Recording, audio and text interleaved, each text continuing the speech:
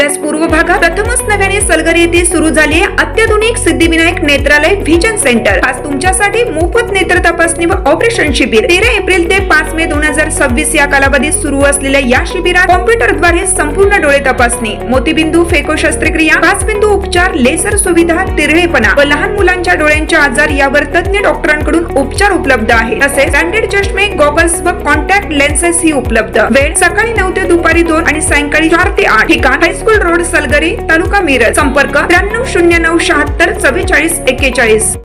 प्रत्येक बातमीतील घटनेच्या वास्तविकतेची तुलना थेट पाहत रहा चांगली अपडेट। दिगंबर जाधव आणि जिल्हा अध्यक्ष पद्माकर जगदाळे यांनी जे आरोप केलेले आहेत ते पूर्ण खोटे आणि बिनबुडाचे आहेत। निवडीसाठी दिगंबर जाधव आणि पद्माकर जगदाळे यांनी तुम्ही आमचं नाव घ्या, त्यासाठी त्यांनी मला काय घेणं देण्याची आर्थिकचं आश्वासन मला आर्थिकची काय आमिष त्यांनी मला दाखवली होती। त्यांच्या आमिषाला मी बळी पडलो नाही म्हणून उलटा माझ्यावर हे खोटे आरोप करत आहेत। नेमकी वस्तुस्थिती काय? मासाळ्यांचं नाव चर्चेत कसं आणि ते कार्यकर्ते आहेत का? हो, 2000 परवाचे 10 नंबर वार्डामध्ये ह्यांनी आणि यांची मिसेस दोघांनी उमेदवारी आपल्याकडे मागितली होती पक्षात। मग आपण काँग्रेस आणि राष्ट्रवादीची आपली युती झाल्यानंतर ती जागा त्यांना सुटली आणि त्यांना आम्ही विनंती केली, माझ्याकडे आले तेच आता मी त्यांना विनंती केलो की तुम्ही माघार घ्या, नक्कीच तुमचा पक्ष योग्य वेळी योग्य विचार करेल। आणि हे शब्द मी नाही, पद्माकर जगदाळेंचा त्यांना दिला होता। जिल्हाध्यक्षांनी पण काही पदाधिकाऱ्यांनी राजीनामे दिलेले आहेत। त्यांचं असं मत आहे की मासाळे यांची जी निवड करण्यात आलेली आहे, मासाळे पक्षात नाहीत, त्यांचा कधी पक्षाशी कोणताही संपर्क नाही, असं असताना बागवान यांनी चुकीच्या पद्धतीने आर्थिक व्यवहार करून त्यांचं पद नाव जाहीर केलं। ऑफिसमध्ये यशवंतराव चव्हाणचं फोटोपूजन केलं, त्या फोटोपूजनमध्ये माझे फोटो आहेत की मी तिथं कार्यालयात फोटो आहे माझा।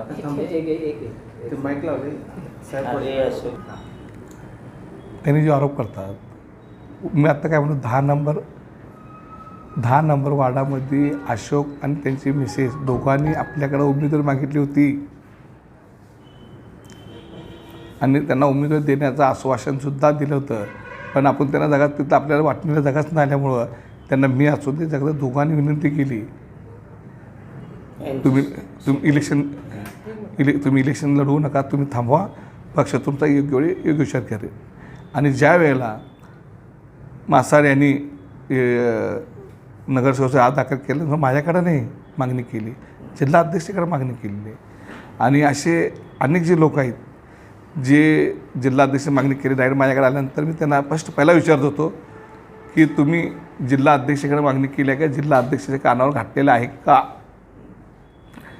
हो, त्यांनी म्हटले हो आम्ही जिल्हा अध्यक्ष कानावर घातलेलं आहे। मी स्वतः फोन लावून सांगतो, विचारलो तुला की फोनवर कोणाला, जगदाळा अमुक व्यक्तीनं तुमच्या भेटून गेलं का? गेलं, हो ठीक आहे। मग त्यांचा अर्ज मी स्वीकारतो तो। मग तुम्हाला आर्थिक तडजोड केलं असा आरोप केला जाते, बदनामी करायला लागण्याचे मी पहिल्या दिवस सांगितलं आहे, ज्यांनी ते मला आर्थिक चौकशी करून माझी बदनामी करतात त्यांनी ते सिद्ध करावं, प्रूफ द्यावं, अन्यथा मी त्यांच्यावर कायदेशीर कारवाई करणार आहे। मी पहिल्या दिवशी सांगितलेलं आहे।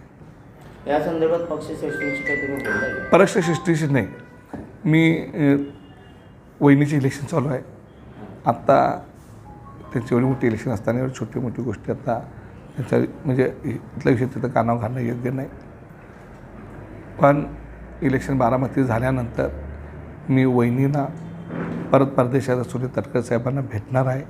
मी भेटून जे काही लोक आत्ता इथं एक वातावरण तयार करून मला बदनाम करण्याचं साधिश नव्हतं, मला बदनाम करायचं, पक्षाला बदनाम करायचं जे पद्धत सुरू केलेली आहे, हे सर्व बाबी मी वरिष्ठ कानावर घालणार आहे।